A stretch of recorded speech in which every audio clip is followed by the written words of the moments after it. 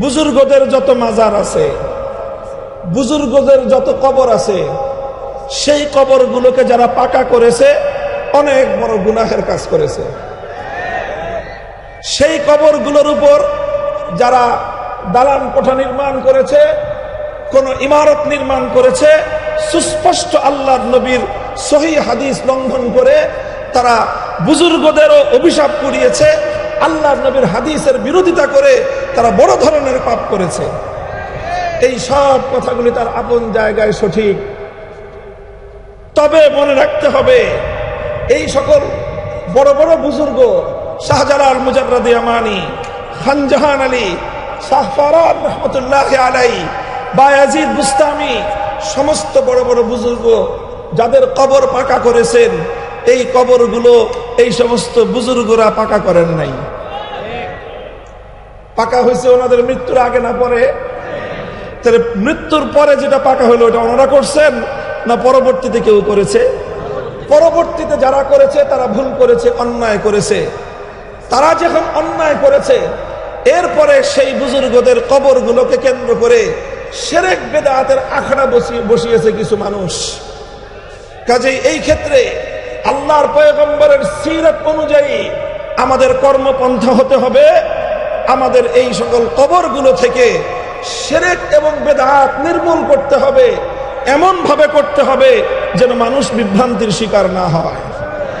কেউ যেন প্রকৃত অর্থে আমরা যারা শাহজালালের উত্তরসূরি, প্রকৃত অর্থে আমরা যারা শাহজালাল থেকে আল্লাহু আকবারের ধ্বনির শিক্ষা গ্রহণ করেছি, প্রকৃত অর্থে আমরা যারা শাহজালালের চেতনায় উদ্বুদ্ধ হয়ে গৌর গোবিন্দদের বিরুদ্ধে রুখে দাঁড়াবার প্রেরণা পেয়েছি, কেউ যেন আমাদের বিরুদ্ধে বিষোদ্গার করার সুযোগ না পায়, সেই বিষয়ে খেয়াল রাখতে হবে। এই জন্য বুজুর্গদের কবরগুলোর সঙ্গে এমন কোন আচরণ করা যাবে না যাতে সাধারণ মানুষ, মূর্খ মানুষ, অজ্ঞ মানুষরাও মনে করতে পারে যে ইনারা বুজুর্গদের সঙ্গে বেয়াদবি করতেছে। এমন কোন আচরণ করা যাবে না। বুজুর্গদের কবরকে বাদ দিয়ে আশেপাশে যত শিরক বিদআত আছে, এই সকল শিরক বিদআত এগুলোকে বন্ধ করার ব্যবস্থা করতে হবে। যারা গাঞ্জা খায় বড় বড় বুজুর্গদের কবরে, এই গাঞ্জাখুরি বন্ধ করতে হবে। নারী পুরুষের অবাধ মেলামেশার যে আয়োজন করে বুজুর্গদের কবরগুলোকে যারা অপবিত্র করছে, সেই অপবিত্র কর্মকাণ্ড বন্ধ করতে হবে। এই সকল কর্মকাণ্ড বন্ধ করার জন্য আমাদেরকে ধীর স্থির ধারাবাহিক পদক্ষেপ নিতে হবে। সরকারকে বলতে হবে পদক্ষেপ নেন। আপনারা তো এখন দাবি করেন জনগণের সরকার। এই দেশের অধিকাংশ ধর্মপ্রাণ মুসলমান সমস্ত বুজুর্গদের কবরকে কেন্দ্র করে সংগঠিত শিরক বিদআতের আখড়াকে তারা পছন্দ করে না। কাজেই এই সকল অপকর্ম বন্ধ করেন, বুজুর্গদের কবরগুলোকে এই নোংরামির হাত থেকে রক্ষা করেন। এই সমস্ত বুজুর্গানে দিন, শাহজালাল মুজাররাদি আমানি, শাহ ফরাদ রহমতুল্লাহ আলাই, খানজাহান আলী রহমতুল্লাহ আলাই, বায়াজিদ বুস্তামি রহমতুল্লাহ আলাই, আমার প্রস্তাব হলো এই সকল কবরগুলো, এই সকল মাজারগুলোকে কেন্দ্র করে যেই অপচক্র, যেই সকল শিরক বিদআতের নোংরামির আখড়া গড়ে উঠেছে, এগুলোকে উপড়ে ফেলে, এগুলোকে উৎখাত করে প্রত্যেকটা মাজারের মধ্যে হাক্কানি মাশায়েখদের খানকাহ কায়েম করা হোক। খালি ভেঙে দিলে হবে না, সাদের আখড়া ভেঙে দিলে কাজ শেষ হবে না। প্রত্যেকটা কবরের সেখানে খানকাহ কায়েম করে হাক্কানি সিলসিলার মাশায়েখদেরকে বসায় রাসূল আকরাম সাল্লাল্লাহু আলাইহি ওয়াসাল্লামের মৌল এক কর্মসূচি তাজকিয়া এবং ইসলাহের কাজ সেখান থেকে শুরু করতে হবে।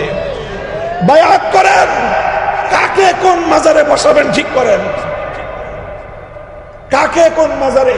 শাহজালাল মুজাররাদি আমানির মাজারে এমন এক বুজুর্গ দিবেন যিনি শুধু তসবিহ জপে না, শাহজালাল মুজাররাদি আমানির মতো গৌর গোবিন্দের বিরুদ্ধে জিহাদেও যেতে পারে। আর বাকিগুলো আপনারা বলেন।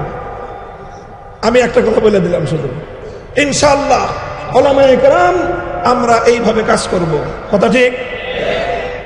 3 নম্বর কথা আমার, এই সকল জায়গাগুলোতে আমরা ছাড় দিব, অন্যান্য জায়গাগুলোতে ধীর স্থিরে আমরা পদক্ষেপ নিব।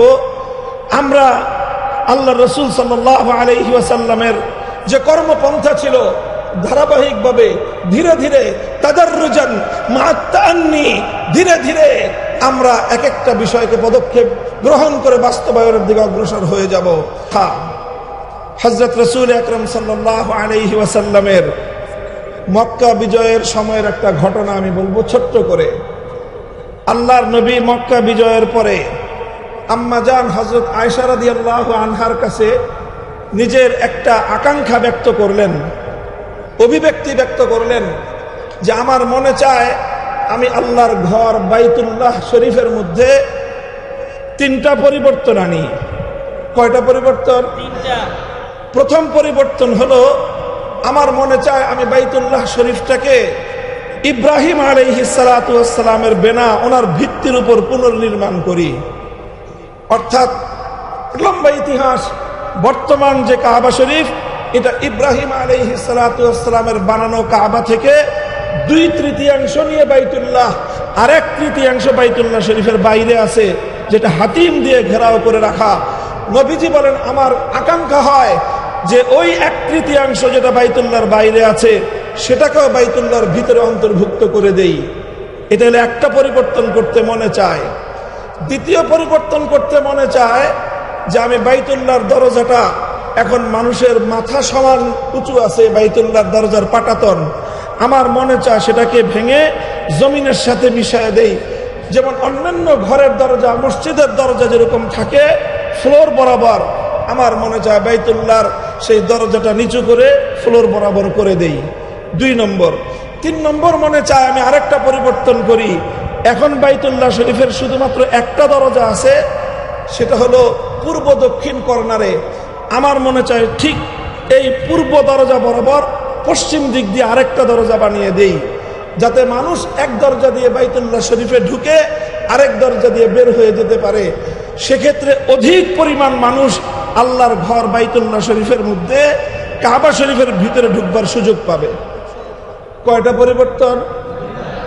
আকাঙ্ক্ষা ব্যক্ত করলেন কে? স্বয়ং আল্লাহর রাসূল সাল্লাল্লাহু আলাইহি ওয়াসাল্লাম। এটা বুখারী শরীফ সহ সমস্ত হাদিসের কিতাবের মধ্যে এই কথা বর্ণিত আছে।